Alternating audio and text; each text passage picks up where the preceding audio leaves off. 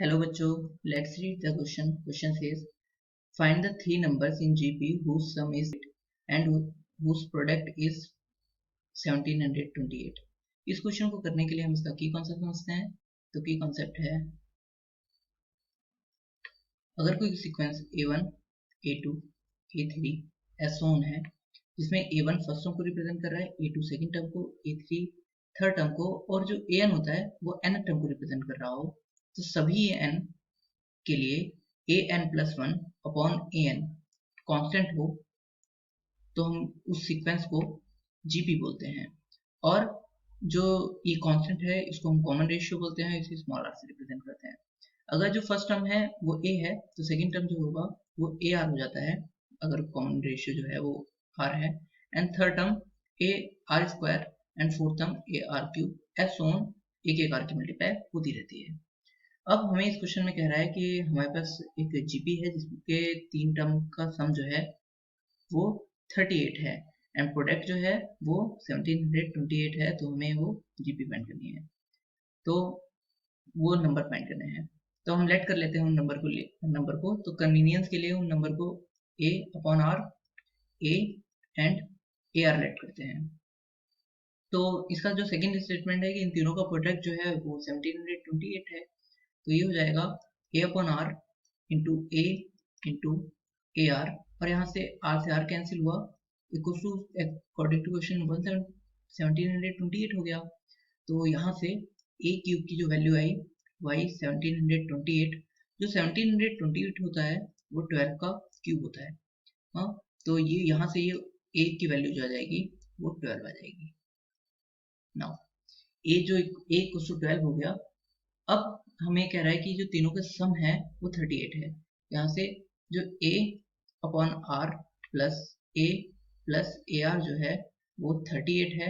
यहाँ से हम a की वैल्यू पुट कर लेते हैं, तो 12 upon r plus 12 r equal to 38। ये जो 12 है इस तरफ लेकर जाते हैं तो ये हो जाएगा 12 upon r plus 12 r equal to 38 minus 12, और ये हो जाएगा 26। 12 r plus 12 upon r plus 12 r। अब हम इसमें r की मल्टीप्लाई कर लेते हैं तो हमारी इक्वेशन हो जाएगी 12 plus 12 r square equal to 26 r। हम सबको एक तरफ लेकर आते हैं तो ये हो जाएगा 12 r square minus 26 r plus 12 equal to 0।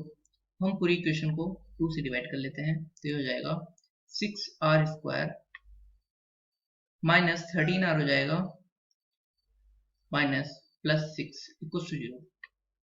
अब हम इस क्वेश्चन का फैक्टर करते हैं तो हम 13 को लिख सकते हैं 6r स्क्वायर, 13 को लिख सकते हैं 9r minus 4r plus 6 equal to 0। यहाँ से हमारा कॉमन आ रहा है 2r 3r, तो यहाँ से हमने 3r कॉमन लिया, ये हो गया 2r बचा माइनस 3। यहाँ से हमारा कॉमन आ रहा है माइनस 2, तो यहाँ से हम कॉमन लेते हैं तो ये बचेगा 2r माइनस 3 इक्वल टू 0। तो यहाँ से 2r माइनस 3 कॉमन लेने पे ये बचा 3r माइनस 2 इक्वल टू 0। अगर if 2r minus 3 equal to 0 है तो अगर दो नंबर का प्रोडक्ट 0 है तो एक तो 0 होगा ही, तो अगर 2r माइनस 3 इक्वल टू 0 है तो यहाँ से 2r इक्वल टू 3 हो जाएगा और r इक्वल टू 3/2 हो जाएगा। एंड इफ जो है 3r माइनस 2 इक्वल टू 0 है तो 3r इक्वल टू 2 हो जाएगा और r इक्वल टू 2/3 हो जाएगा। नाउ r की यहाँ पे दो वैल्यू आई, हमें तीनों टर्म फाइंड करने थे, तो जो a की वैल्यू आई थी हमारी वो आई थी 12, और यहाँ पे जो r की दो वैल्यू आई हैं, r की पहली वैल्यू जो है वो 3/2, एक वैल्यू जो है 3/2 और दूसरी वैल्यू 2/3 है। तो हमें हमारा जो टर्म हमने लेट किया था वो a upon r a and A R let किया था। तो हम दोनों केस में इसे सॉल्व करते हैं। तो केस फर्स्ट, जब a की वैल्यू जो है वो 12 है एंड r की वैल्यू 3/2 है, तो a अपॉन r हो जाएगा, यहाँ से जो a है वो 12 है और a अपॉन r मतलब r की वैल्यू 3/2, तो यहाँ से ये कट ऑफ 4 टाइम्स में और 2 जो है वो ऊपर चला जाएगा तो ये हो जाएगा 8। तो और सेकेंड टर्म है a तो 13 ही रहेगा और 12 ही रहेगा, और थर्ड टर्म है AR तो 12 इंटू 3/2, तो ये जाएगा 6 और ये हो जाएगा 18, तो ये हो जाएगा 8, 12 एंड 18। तो हमारे 3 नंबर जो हैं ये आए। और सेकंड केस में, फर्स्ट केस में 8, 12 और 18 3 नंबर आए। सेकंड केस में, केस सेकंड, जब हम लेते हैं a की वैल्यू 12, a की तो a की वैल्यू आई थी 12 और दूसरी r की वैल्यू लेते हैं हम 2/3। तो यहाँ से ये हो जाएगा 12/r, फर्स्ट नंबर 12/r, तो r जो है 2/3 है। यहाँ से ये 6 टाइम्स जाएगा और ये 3 जो है ऊपर जाएगा, तो ये हो जाएगा 18, कॉमा यहाँ पे a था तो a जो है वो 12 है एंड नेक्स्ट AR, तो 12 इंटू आर की वैल्यू जो है वो 2/3 है, तो ये इससे कटने पे 4 होगा और ये हो जाएगा 8 तो 12 और 8।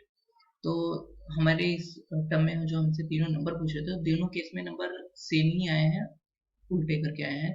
तो हमें इस क्वेश्चन में तीनों नंबर पूछे थे, उसका final answer is number is 8, 12 and 18 or 18, 12 and 8. Hope you understood it well. Best of luck. Thank you.